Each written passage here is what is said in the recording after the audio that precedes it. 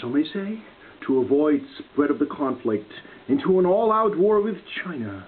Others to avoid Soviet intervention. Neither explanation seems valid, for China is already engaged with the maximum power it can commit, and the Soviet will not necessarily mesh its actions with our moves like a cobra. Any new enemy will more likely strike whenever it feels that the relativity is in its favor on a worldwide basis. The tragedy of Korea is further heightened by the fact that its military actions are confined to its territorial limits.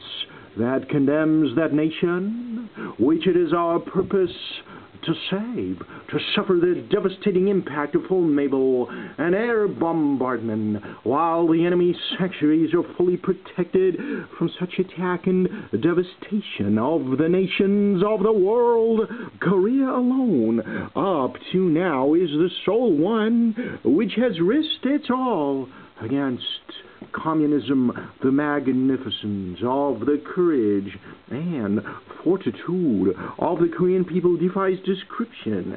They have chosen to risk death rather than slavery. Their last words to me were, "Don't scuttle the Pacific." I have just left your fighting sons in Korea. They have met all tests there, and I can report to you without reservation they're splendid in every way. It was my constant effort to preserve them and end this savage conflict honorably and with the least loss of time and a minimum sacrifice of life. Its growing bloodshed has cost me the deepest anguish and anxiety.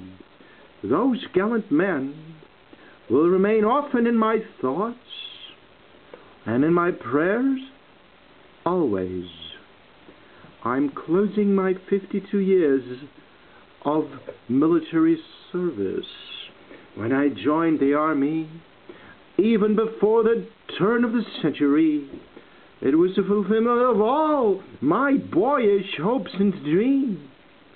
The world has turned over many times since I took the oath on the plain at West Point, and the hopes and dreams have long since vanished.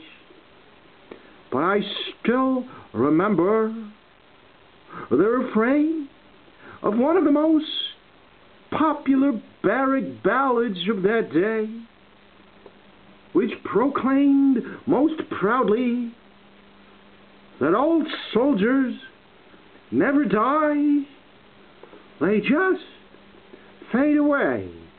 And like the old soldier in that ballad, I now close my military career and just fade away.